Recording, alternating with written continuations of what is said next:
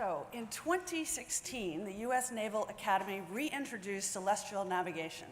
Why? Because they realized that nobody knew how to navigate without it, without having access to GPS, Wi-Fi, and every other high-tech aspect of what we now consider normal in our everyday lives. I'm going to spend my time talking to you about how technology is dramatically changing the landscape of what defense forces are going to face. You are all familiar, we've had our era of sea power, we've had our era of land power, we've had our era of air power. We are now in an era of data power. And I think that understanding how this data environment operates will very much influence how we think about the behavior of militaries and the execution of battle. The amount of power that everyone now has in their mobile device exceeds the amount of power that my father had when he advised John F. Kennedy on the missile trajectories during the Cuban Missile Crisis. In other words, the ability of any individual to harness what used to require a defense lab is almost unmeasurable. My way of being in this sector of drones is simply because the amount of artificial intelligence and computational capability that there is in a phone permits me to create a company where I can put a stable platform into the sky that can put any sensor, any device into the air. And that's just a civilian doing it pretty much out of a garage. Stilettos came up earlier. I wasn't expecting that from Sir Mark. We now have satellites that are the size of a shoebox that commercial enterprises are putting into space. When a commercial enterprise, a small commercial enterprise, can achieve that kind of technological capability, you can begin to understand why the superpowers are now very focused on the space race, because whoever controls the highest altitudes controls what happens on the ground. Military satellites are now all about who can have the highest altitude.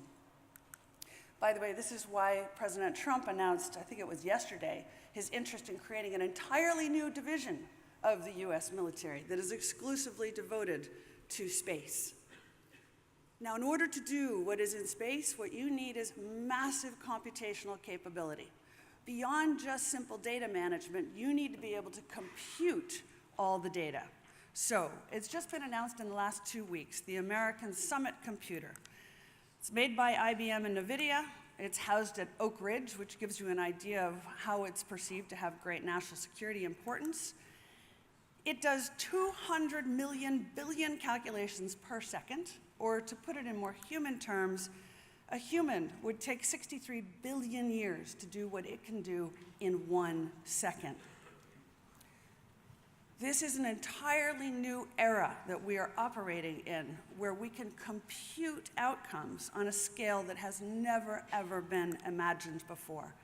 And that is before we take the quantum leap into quantum computers. And that leap is now underway. I would say beyond the space race between the superpowers for who will control the highest altitude military satellites, we now have a race on for who will have the most computational capability on the planet as we shift from supercomputers into quantum computers. The Chinese are now building this facility in Anhui in China, probably pronounced that wrong for those of you from China. It will have, supposedly, when it's completed in 3 years' time, roughly 1 million times the computational capability of the entire planet today. The Russians are also extremely focused on this data power and how to deploy it in ways that give them advantages, particularly since they lack resources more generally, and so they're very careful about how they're focusing them. The Russians have been very clear they're building an independent data capability, a cloud capability, so if everybody else's goes down, they can still be operational. I think it's worth, by the way, pointing out that one of the militaries that trains systematically without access to any GPS, sat-nav, Wi-Fi, or any electronics of any kind, frankly without electricity, are the Chinese. They are thinking about how very vulnerable and dependent we all are on technology. Now, the world I'm describing means much faster weapons. The speed of weapons now is just what my father had to deal with during the Cuban Missile Crisis is nothing compared to the speed of weapons. And that raises the question, what is the speed of our decision making? This is a world where the codes are all breakable. Anybody who can compute on the scale that I'm talking about can break everybody else's codes. So we have to think very differently about what are our exposures and what are our risks. The world I'm describing is a civilian environment that affects the defense community. We are now living in a world where we are all emitting data all of the time through multiple devices, from the Fitbits on our hands to the computer in our pocket called our phone, to frankly just passing a camera when you walk down the street. What is increasingly happening is the private sector is developing the means to actually analyze all of that data. So things that used to be in silos, now artificial intelligence connects the dots. This company is worth knowing about. It is the most valuable artificial intelligence startup in the world. It's worth $3 billion now. What SenseTime can do is canvass a crowd of 10,000 people and identify not only all the individuals in that crowd, but much more importantly, the emotional state of every individual in that crowd. They are now bringing this technology into Africa because if you want stronger data management, stronger algorithms, you need more data points. And so watching as this company advances, I think in the defense community, you need to think, what happens if the technology is used to canvass the emotional state of your troops? What kind of information does that convey?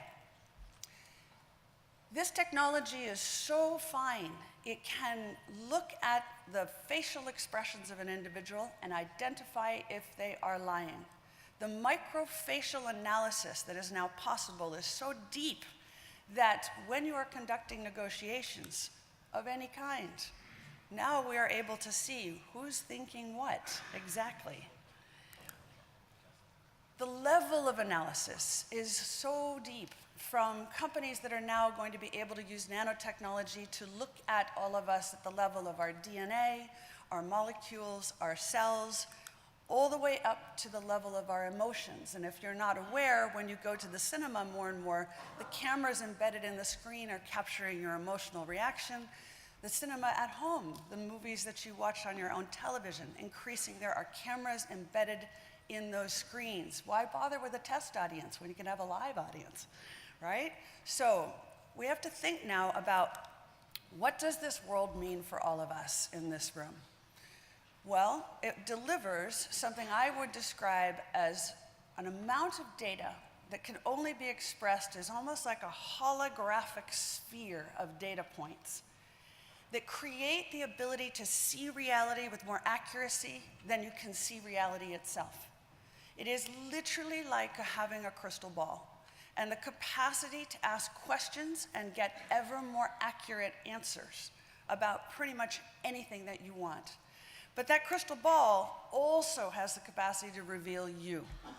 It has the capacity to change the landscape of geopolitics, and that is exactly what it is doing already. I mentioned speed of weapons. We are getting much, much faster weapons with far more accurate targeting in this environment. We are seeing new things develop that we have not understood before. Sir Mark talked about the dividing line between what is real and what is virtually real. Well, recently MIT has developed a technology where they could take John F. Kennedy's voice and project it over the speech that he failed to give in Dallas because he was assassinated. And you should Google that speech and listen to that speech, because now we're going to have politicians giving speeches they never actually gave. And where is the line between real and fake news in that environment? We can take a still image now and turn it into a moving image with artificial intelligence. So now you did something you never actually did. This is a world where the miniaturization of these tools and the belief that an individual human can be so empowered by technology that we have progressively come to the conclusion that actually special forces can conduct our wars for us. We just have to equip these people with ever more technology, and fewer of them can go and conduct almost all the warfare. I put up on Twitter earlier today some examples of technology coming into special ops: the ability to see through walls, X-ray vision, the ability to carry vastly more equipment. This is all a function of this data sphere that we're now in. In the military, we think about how do we armor ourselves against risk. Well, this is a world where people are freely giving away all the insights about how they think, who they are. The Cambridge Analytica issue is interesting because all they did was gather Facebook likes. And from that, they established 5,000 data points on each of 81 million people. Now, that doesn't include the data that comes from the vacuum cleaner in your living room that's now broadcasting the dimensions of your house and your personal use of that space. It doesn't include the data from your Amazon Echo, which is now being subpoenaed in murder trials in the United States as a witness. So we need to think differently about, what's available in terms of knowledge. Commodities are changing because of the world I'm describing. The new oil, is data. And this is changing the geography of locations on the planet. As one example, the Saudis have announced that they are building something called NEOM. It is a new city-state that will be on the edge of the Red Sea. It will be roughly 17 times the size of London, 33 times the size of New York, and powered by everything other than hydrocarbons. In other words, this is a data-driven, artificial intelligence-driven environment. The physicality of the world is affected by this data environment. You're all familiar with China's Belt and Road Initiative, this massive physical infrastructure build-out of ports, airports, highways, railway links. They're widening the Suez Canal right now. Physical infrastructure, but it is also a data infrastructure. It is also about how China is going to be able to feed its people. We talk about the South China Sea. One of the most important drivers, in my opinion, is that at the end of the day, China does not have the resources to feed itself. Really simple. Not enough water, not enough food. What do we find in the South China Sea? 10% of the world's fish supply. In that world, China will use data, and every other nation will too, to secure access to the resources that are required to keep the society stable. I would draw your attention, for example, the largest infrastructure project underway anywhere in the world right now is China's waterway that will take water supply from the Himalayas and take it to Western China, where they will effectively turn the desert into California. Great, and data helps do this. But it also creates new issues of tension and potentially conflict. We see China and India increasingly nose to nose in the Himalayas. What are they arguing about? In part, they are arguing about who owns this water supply, who has the capacity to move it from A to B, who has a right to it. The Russians have said the Arctic is the mecca of resources. But now China can get through the Arctic in 28 days from Dalian in eastern China to Rotterdam in the Netherlands. The competition for resources is going to be fueled by the capacity of data to deliver faster, more effective outcomes. This is one reason we see the Russians involved in a significant buildup, particularly in the Arctic. Parts of the world we don't really think about all that often.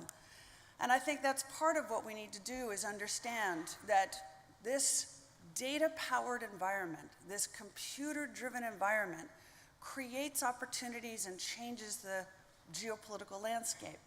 We've had many incidents in the Baltic, which you are all familiar with, that I don't have to go too deeply into, but let's just say certain nations have practiced seizing the islands that belong to NATO members in the Baltic. And how is this happening? Well, it's in part because we're not thinking about those parts of the world so much. our focus is elsewhere. Eastern Mediterranean, a part of the world I'd like to draw your attention to. The Russians have said they want to establish a permanent naval presence there. They are negotiating with the Egyptians for the return of their old port in Alexandria. What's in the Eastern Mediterranean? Massive new gas fields, huge amount of cash, major disruption to Russia if that is all developed. So what are they doing? Increasingly using that data power to establish a presence. What I want to finish with is, look, there are lines in our minds between, for example, what we do on the battlefield versus what I'm describing in the data world. But those lines are being completely eroded by the computational capabilities that I'm talking about. This is a world where you can't assume the old lines are still in place. For example, Sir Mark talked about there's no more line anymore between what is civilian and what is military in the sense of organized crime. These days, when you meet someone and they hand you their business card, it may be they work for the entity on the card, but it may be that they work for organized crime. It may be that they work for state intelligence apparatus. Quite often, they work for all three simultaneously, and their bosses have no trouble with this. And frankly, that is exactly what Sir Mark said about Google, right? It's not just in the context that might immediately leap to mind, it's also in the West. That line between what is defense and what is civilian is eroding. I'll finish with this, just a few more thoughts. This world of data and computational capability flattens hierarchies. It gives the President of the United States the capacity not only to communicate directly with the public and bypass completely all the traditional decision-making structures, but this is what also allows leaders to be able to begin to negotiate and navigate in geopolitics things like the North Korean deal without needing the infrastructure of government that we usually assume is playing a role. You can't do it if you don't have information. But if you can access information because the data and computational capabilities that you have at your fingertips now, even if you're not the president, even if you are just a private citizen, is so great that now you leave all the hierarchy and the infrastructure behind. This is a very different way of thinking about the world. And I want all of us in this room to understand this is going to affect what is the battlefield of the future. This is a world where we need vastly more situational awareness than our traditional notion of what is situational awareness. This is a world where the public and the military no longer have a dividing line between them. This is a world where the private sector can be achieving defense outcomes without our even being aware of it. I do think it's a world where we need to have a lot more conversation about how do you win the wars in a new data-driven environment. I'm not sure what all the answers are, but I think that the conversation isn't being had. I recently gave a lecture at Sandhurst, and we were talking about this business of how the line isn't there anymore. A world where the civilian and defense side are so commingled you can't tell the difference. And one of the generals said to me, we just don't have any doctrine for this. And my answer is, we gotta get some. I'll finish with that.